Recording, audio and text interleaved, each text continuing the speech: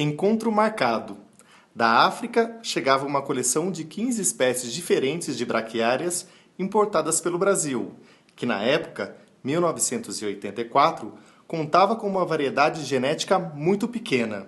Ao mesmo tempo, desembarcava por aqui a doutora Cacilda Borges do Vale, depois do mestrado nos Estados Unidos e já direcionada para o doutorado em melhoramento genético de plantas. Encontro histórico para o país, mais particularmente para a pecuária de corte, graças ao trabalho apaixonado dessa mulher, há 3 décadas dedicada à melhoria das pastagens brasileiras. O programa de melhoramento que funcione tem que ter um objetivo muito bem estabelecido. Não dá para você falar assim, não, eu vou melhorar A, B, C, D, E. Não. Você tem que focar, para aquela espécie, o gargalo é esse. Então nós temos que procurar uma fonte de resistência a uma doença, ou se é a produtividade, nós temos que melhorar procurando aquele material melhor e cruzando o material melhor com o que dá para cruzar. Nós sempre consideramos que monocultura de pastagem, e pastagem no Brasil são 100 milhões de hectares de pastagens cultivadas, mais de 80%, 50%, 70% disso é braquiária. Então, ter 70 milhões de hectares de pastagem de braquiária é um grande risco.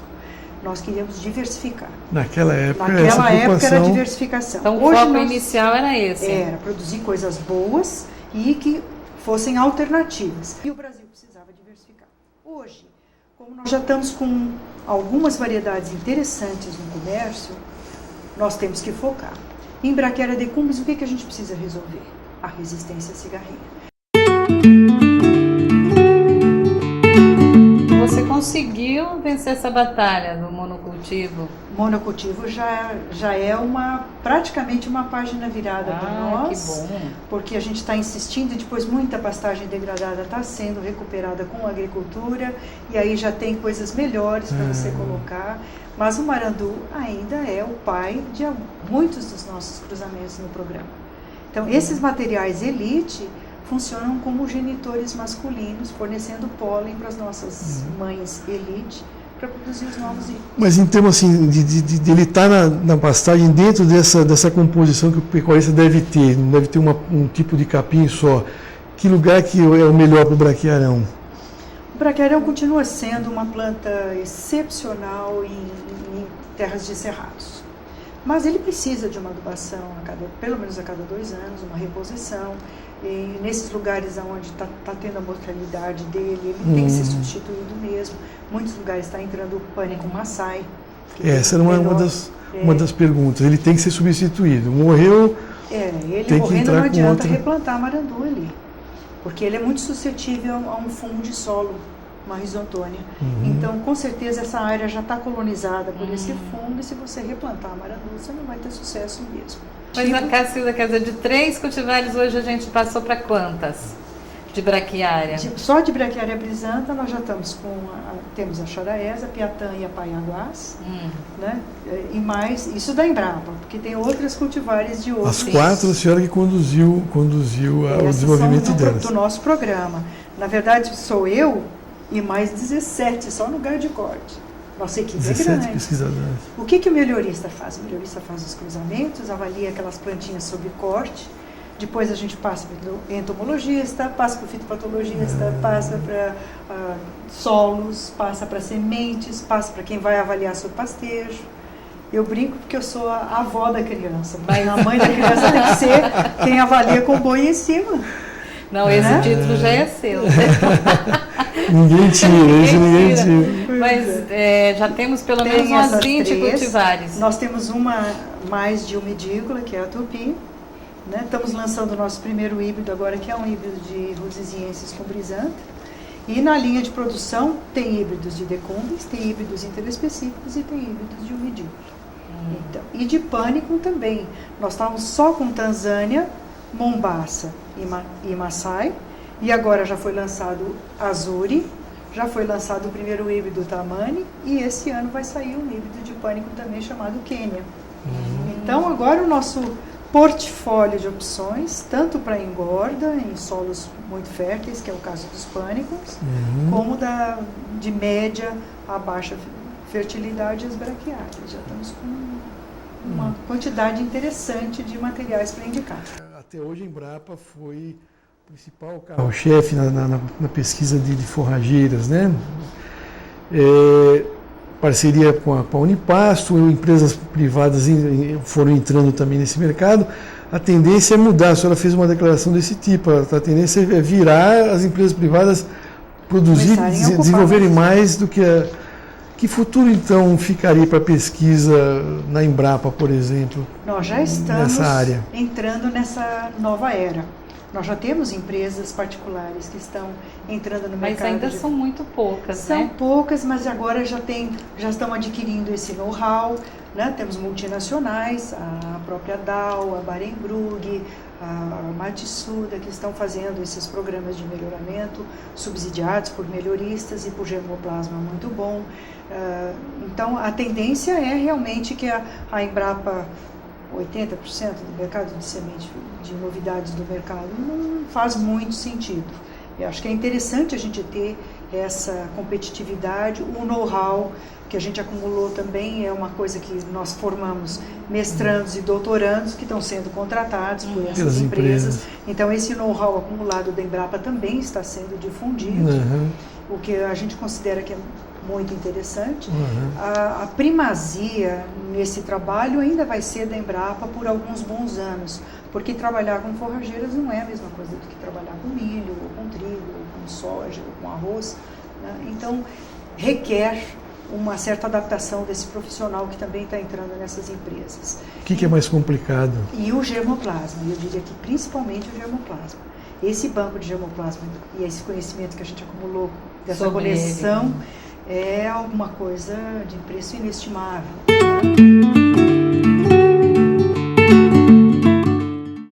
Bom, você disse que a Embrapa vai entrar agora nessa área de genômica. O que vai acontecer? O que exatamente vocês estão trabalhando nessa área?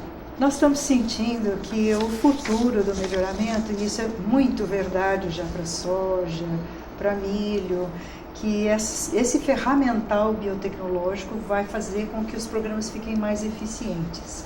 Você faz uma seleção com base no genótipo e não mais no fenótipo. Vocês sabem o que é o genótipo, o fenótipo. O fenótipo é o que a planta expressa, que é a somatória do que ela tem de carga genética mais o ambiente. Nós sempre fazemos a avaliação do fenótipo. A gente vai lá, corta, pesa, avalia cor, etc. Isso é a expressão dos genes dessa planta. No momento em que a gente tem o genótipo daquela planta, você sabe, essa planta já nasceu com característica de resistência a encharcamento. Então ela deve se manifestar muito bem com solos encharcados. Puxa, na hora que a gente puder fazer a seleção na bandeja onde a gente está germinando esse material, faz ali a extração do DNA, localiza essas coisas, você já parte, em vez de você levar 10 mil híbridos para o campo, você já leva 2 mil. Porque é só aqueles que, para aquela característica que você está buscando. Mas vocês já mapearam isso? Não, isso que eu estou dizendo é que nós estamos entrando nessa linha. E por conta disso que é tão importante a gente ter um mapa genético desses materiais, saber qual é a herdabilidade dessas características, que é muito importante. Tem características que são facilmente herdáveis, né? Cor dos olhos que a gente vê. Mesma coisa na genética bovina, né? Bovina também. Bovina e do capim vai pelo mesmo lado. Já podemos esperar um capim transgênico? Essa é uma grande pergunta. Sempre está no fundo da nossa mente, das nossas perspectivas. A gente acha que existe um espaço para a gente criar ou utilizar alguma transgenia na incorporação de características que a gente ainda não encontrou dentro desse, seja nos 450 do banco de germoplasma, ou mesmo no meio dos nossos montes de híbridos que a gente está fazendo. Então, por exemplo, tolerância à seca, ou mesmo tolerância à cigarrinha, que a gente conseguisse, por exemplo, trazer o gene de tolerância à cigarrinha para dentro da Brachiaria decumbens, a gente estaria fazendo um grande benefício para a nossa pecuária, né? Porque é uma planta rústica, produz muita semente, todo mundo sabe como manejar, mas a cigarrinha atacando é muito triste. Nós ainda não chegamos, nós estamos, vamos dizer, no limiar da utilização dessa característica. Nós mesmos não estamos produzindo ou trabalhando em transgenia. Há colegas nossos que trabalham no Centro de Biotecnologia da Embrapa que estão olhando essas características, inclusive com a apomixia, com esse modo de reprodução. Minha grande questão é quão aceitável, qual é a aceitação do nosso público para um material transgênico. A gente viu toda a polêmica que rodeou a aceitação de uma soja transgênica, de um milho transgênico, ainda não é um assunto livre de polêmica no restante do mundo. Mas você fala do produtor? Do produtor. Produtor ou do consumidor que começaria? Ambas, Maristela, ambos os lados. Porque o nosso cliente, o nosso consumidor, hoje em dia está ficando cada vez mais exigente, ele já olha rótulo, ele quer saber se tem aquelas características, se é uma carne produzida sem trabalho infantil, sem desmatamento na Amazônia e etc. Então, já estamos ficando com um consumidor mais bem informado. Se no momento que a gente entrar no mercado com um material que pode nem ser transgênico, porque nem tudo que é geneticamente modificado é transgênico. A transgenia, na verdade, quer dizer você trazer um gene que não existia naquela planta e colocá-lo dentro do genoma, que pode ter consequências.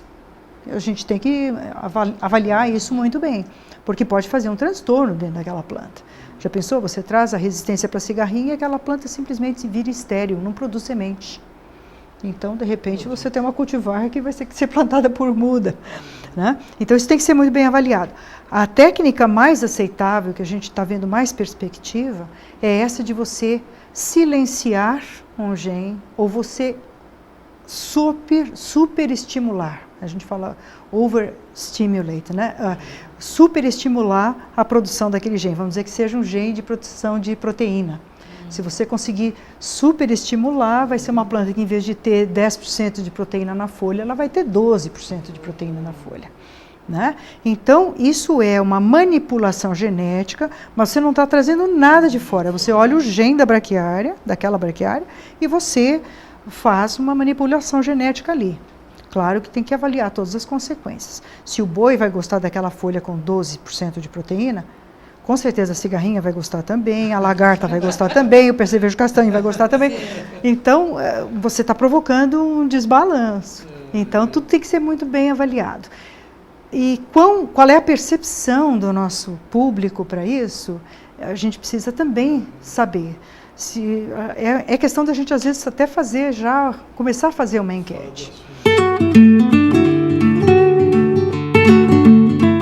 A pergunta seguinte: caso ou quando a senhora parar de trabalhar, que nós vamos torcer para que isso demore bastante, que conselho daria para os pesquisadores mais jovens que estão entrando, né? Esse pessoal já está muito bem tarimbado, tem uma cabeça até diferente da nossa, porque a gente estava naquela linha de desbravamento, então atirava para todos os lados, porque alguma coisa tinha que funcionar, nós tínhamos que produzir resultados. Eu não posso nem dizer que foi muito difícil, foi um pouco de sorte e também um pouco eu tive muito apoio. Né, onde precisei, seja até lá em Illinois, trabalhando com gente que já era muito bom de soja e milho, porque a Universidade de Illinois é muito forte no melhoramento de soja e milho. Então, incorporando isso para dentro da braquiária, onde eu tinha dúvidas, eles me assessoravam. Depois, chegando com essa coleção, a troca de informações fez com que a gente progredisse. Então, os jovens que vão entrar nessa linha já vão pegar o barco andando. Nós já destrinchamos como é que se cruza, como é que se avalia, o ferramental biotecnológico, esses jovens vão ter que estar muito bem inteirados, então esse é um conselho que eu dou. Quem está saindo para dentro quem está se interessando por melhoramento e está saindo da faculdade, o melhoramento de forrageiras é uma fronteira, é muita coisa interessante, tem muito pouca gente trabalhando nisso. Invistam nisso, procurem, nós damos estágios, então essa formação dentro da linha de forragicultura, todas as Embrapas que trabalham com pastagens dão esses estágios, então é interessante de conhecer.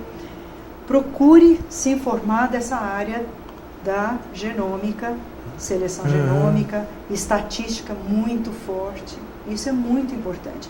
Então, o perfil do novo melhorista, não é só para forrageiras, é para soja, é para milho, ele é praticamente um agrônomo biotecnológico.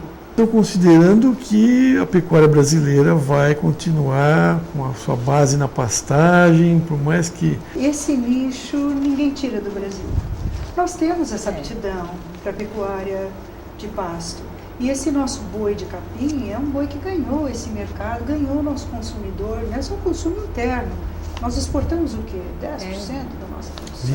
E com o tamanho da nossa área de pastagens, não tem, né?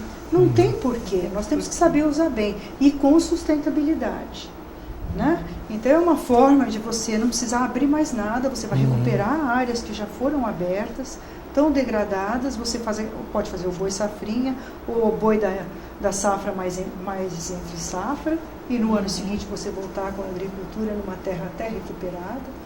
Então esse know-how é brasileiro, é tropical, e essa bola eu acho que é nossa.